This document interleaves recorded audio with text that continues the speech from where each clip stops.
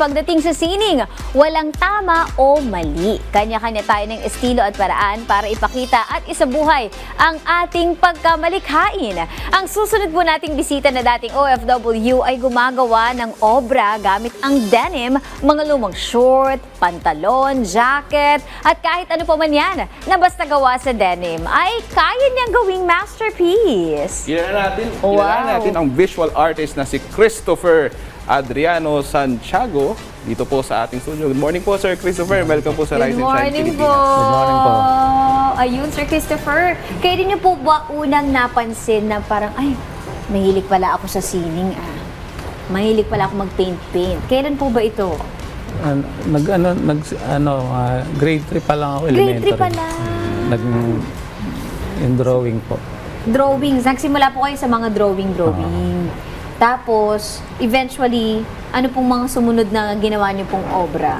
Yun na po, nag-painting na po ako. Nag-start na po akong nag-painting ng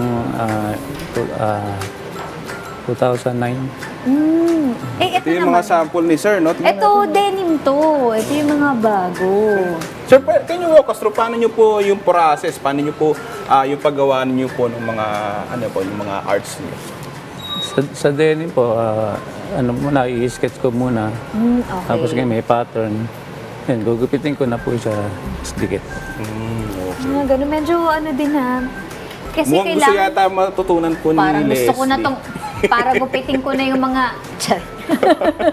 Hindi, kasi parang, medyo mahirap din siya Hirap gawin, Ayan Pero ang galing kagaya nito, nakapaggawa ng simbahan gamit Paano nyo yung po siya, denim. Sir? Paano nyo siya, for example, itong simbahan ba to? Simbahan, oo, Sir? no? simbahan. Paano Barangay siya? in Church po yan. Ha? Barangay in Church sa Ah, Bulacan. para sa main church. Okay. Sa Bulacan. So talagang iniisa-isa nyo pong gugupit-gupitin. And then, tapos, pinapatsi-patsi nyo siyang ganyan. Tapos, ano yan, lahat puro recycled po. No? Puro recycle po yan. Ang galing naman. O, isa ding way to para recycle din ng materials. Anyway, napakadetalyado po ng mga gawa ninyo. Gaano katagal naman pong gawin ng isang malaking denim art? At paano po napapanatili po yung consistency nito?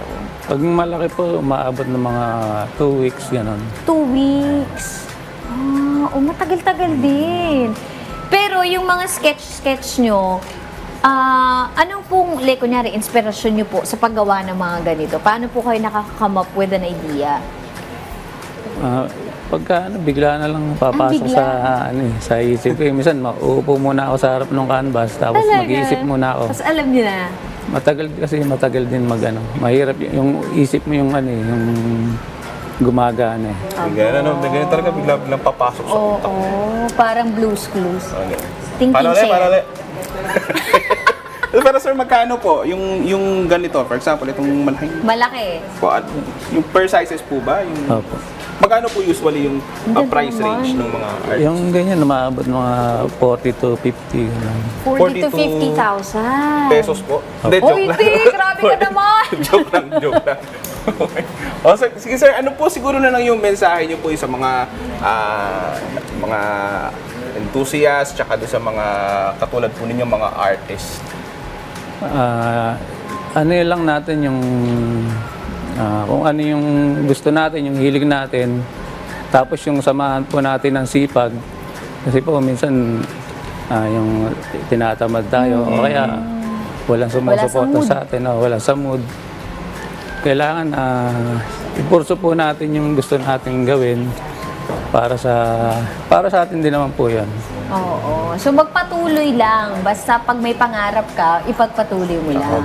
Huwag daw tatamad-tamad, di ba? Oo. Ayan na. Thank you so much po, Christopher. At dahil super inspiring ang inyong talent and success sa napili mong art medium.